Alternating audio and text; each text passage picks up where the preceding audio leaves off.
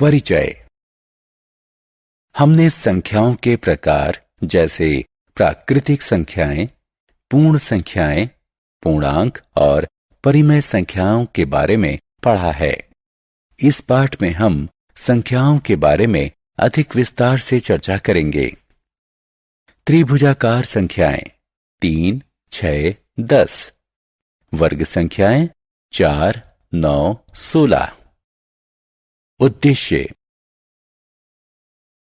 इस पाठ के अंत में आप निम्न करने में सक्षम हो जाएंगे: 2 अंकों की संख्या को व्यापक रूप देना और उसे पलटना।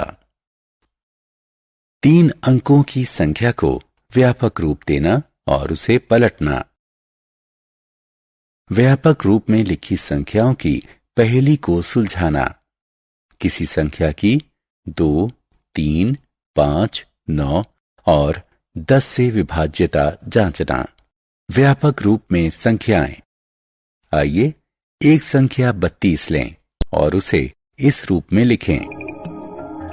इसी प्रकार सामान्यतः 2 अंकों a और b से बनी कोई भी 2 अंकों की संख्या a b निम्न रूप में लिखी जा सकती है। आइए एक संख्या 423 लें। यह 3 अंकों की संख्या है। इसे निम्न रूप में लिखा जा सकता है। सामान्यतः 3 अंकों की संख्या a b c निम्न रूप में लिखी जा सकती है।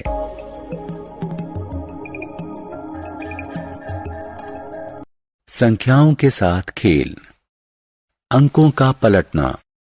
2 अंकों वाली संख्या सामान्यतः b2 जमा 8a बराबर 177। यदि हम दोनों संख्याओं का योग करें तो हमें प्राप्त होता है 177। प्राप्त योग सदैव 11 का गुणज है। यदि हम योग को 11 से विभाजित करें तो भागफल है 62a, जो कि चुनी गई संख्या 5 गुणा a के अंकों का योग है। सामान्यतः 2 अंकों की संख्या a बराबर 0 या a बराबर 5 के अंकों को पलटने पर हमें प्राप्त होता है b बराबर 1, 15 गुणा 15 बराबर 125। इसलिए a बराबर 5 और b बराबर 2।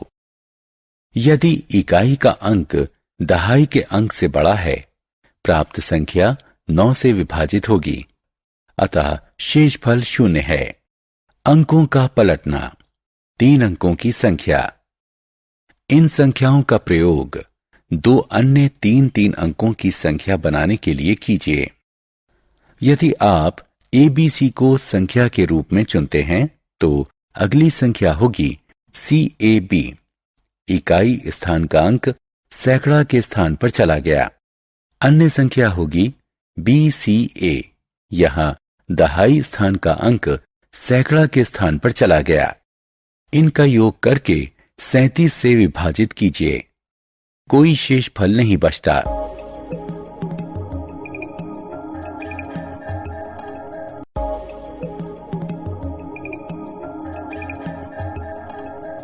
अंकों के लिए अक्षर।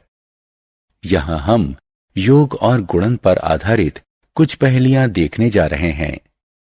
एक अंक गणितीय प्रश्न के अंक के स्थान पर अक्षर होते हैं तथा समस्या ये ज्ञात करने की है कि कौन सा अक्षर किस अंक को निरूपित करता है।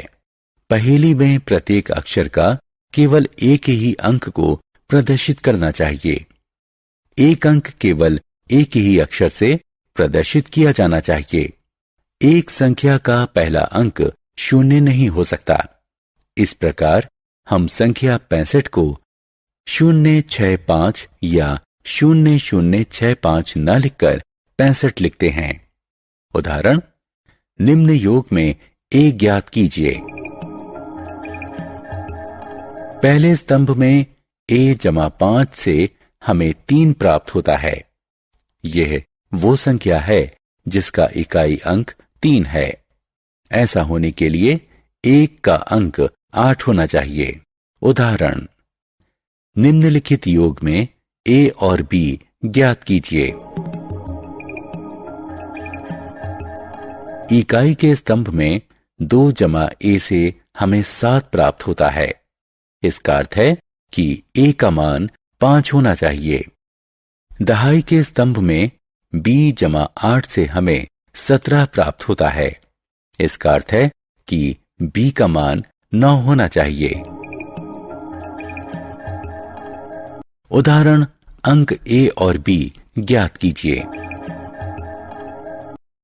इकाई अंक 5 गुणा ए है, अतः ए बराबर 0 या ए बराबर 5। यदि b बराबर 1, 15 गुणा 15 बराबर 125, लेकिन गुणनफल 600 से अधिक होना चाहिए।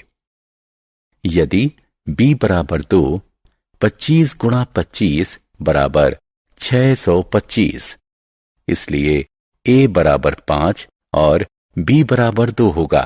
10 द्वारा विभाज्यता। 10 के गुणजों पर विचार कीजिए। ये हैं 10, 20, 30, 40। 10 के अगुणज ये हैं 23, 31, 42, 55, 69 इत्यादि। यदि किसी संख्या का इकाई अंक 0 हो तो वह संख्या 10 का गुणज होती है। यदि इकाई अंक 0 ना हो तो वो संख्या 10 का गुणज नहीं होती। कोई संख्या PQR लीजिए। P इकाई स्थान का अंक है, Q दहाई स्थान का अंक है और R सैकड़ा स्थान का अंक है। क्योंकि 10, 100 इत्यादि 10 से विभाज्य हैं, इसलिए 10Q, 100Q इत्यादि भी इससे विभाज्य हैं। जहां तक अंक R का प्रश्न है, यदि दी गई संख्या 10 से विभाज्य है तो यह 10 से अवश्य ही विभाज्य होना चाहिए। ये तभी संभव है जब R बराबर 0 हो। 5 द्वारा विभाज्यता। 5 के गुणज हैं 5, 10, 15, 25 इत्यादि। इकाई स्थान का अंक या तो 5 है या 0। यदि किसी संख्या का इकाई अंक 5 या 0 है तो वो 5 से विभाज्य होगी। आइए इस नियम की व्याख्या करें। किसी भी संख्या PQR को इस रूप में लिखा जा सकता है। क्योंकि 10, 100 10 से विभाज्य है, इसलिए 10Q, 100Q इत्यादि भी इससे विभाज्य हैं, जो कि 5 से विभाज्य हैं, क्योंकि 10 बराबर 2 गुणा 5 होता है। जहां तक अंक R का प्रश्न है, इसे अवश्य ही संख्या 5 से विभाज्य होना चाहिए। अतः R या तो 0 होगा या 5। 2 द्वारा विभाज्यता। 2, 4, 6, 8, 10, 12, 14, 16, 18, 20, 22 इत्यादि सम संख्याएं हैं। 3, 5, 7, 9, 11, 13, 15, 17, 19, 21 इत्यादि विषम संख्याएं हैं। कोई भी प्राकृतिक संख्या सम होती है यदि उसका इकाई अंक 2, 4, 6, 8 या 0 हो। कोई संख्या विषम होती है यदि इकाई अंक 1, 3, 5, 7 या 9 हो। यदि इकाई अंक 0, 2, 4, 6 या 8 हो तो ये 2 से विभाज्य होता है। कोई संख्या PQR 100P जमा 10Q जमा R रूप में लिखी जा सकती है। 100P 10Q 2 से विभाज्य है, क्योंकि 100 और 10 2 से विभाज्य हैं। जहां तक अंक R की बात है, यदि संख्या 2 द्वारा विभाज्य है तो इसे भी 2 द्वारा विभाज्य होना चाहिए। इसलिए R को 0, 2, 4, 6 या 8 होना चाहिए, क्योंकि तभी ये संख्या 2 द्वारा विभाज्य होगी। 9 और 3 द्वारा विभाज्यता। 10, 5 और 2 द्वारा विभाज्यता में हमने केवल इकाई अंक का प्रयोग किया। हमें अन्य अंकों की चिंता नहीं थी।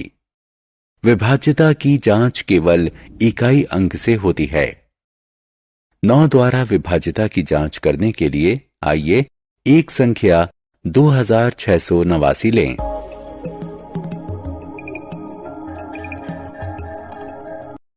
यदि 9 जमा 6 जमा 8 जमा 2 9 द्वारा विभाज्य है तो 2689 9 द्वारा विभाज्य है। कोई संख्या n 9 द्वारा विभाज्य होती है यदि उसके अंकों का योग 9 से विभाज्य होता है, अन्यथा ये 9 से विभाज्य नहीं होती। कोई संख्या n 3 द्वारा विभाज्य होती है यदि उसके अंकों का योग 3 से विभाज्य होता है, अन्यथा यह 3 से विभाज्य नहीं होती। संख्या PQR पर विचार करें।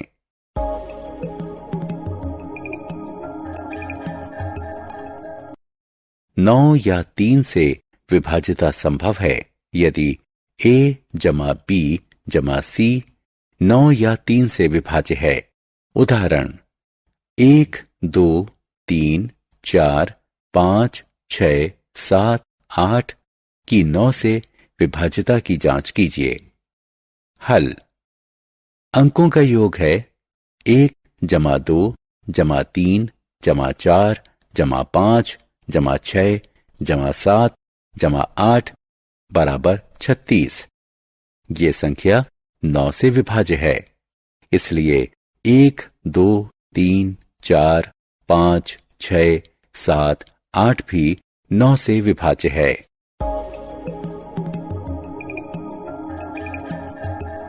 उदाहरण 2, 8, 5, 7, 5, 1 की 9 से विभाज्यता की जांच कीजिए। हल। अंकों का योग है 2 जमा 8 जमा 5 जमा 7 जमा 5 जमा 1 बराबर 28। 28 9 से विभाज्य नहीं है, इसलिए ये संख्या 9 से विभाज्य नहीं है। सारांश। आइए हमने जो कुछ सीखा है उसे संक्षेप में दोहराएं। संख्याओं को व्यापक रूप में लिखा जा सकता है। 2 अंकों की संख्या को निम्न प्रकार लिखा जा सकता है। 3 अंकों की संख्या को निम्न प्रकार लिखा जा सकता है। संख्याओं का व्यापक रूप पहेलियों को हल करने और संख्या के खेल में सहायक होता है। 10 द्वारा विभाज्यता। यदि किसी संख्या के इकाई का अंक 0 है तो संख्या 10 से विभाज्य होती है। 5 से विभाज्यता। यदि किसी संख्या के इकाई का अंक 0 या 5 होता है तो संख्या 5 से विभाज्य होती है। 2 से विभाज्यता। यदि किसी संख्या के इकाई का अंक 0, 2, 4, 6 या 8 होता है तो संख्या 2 से विभाज्य होती है।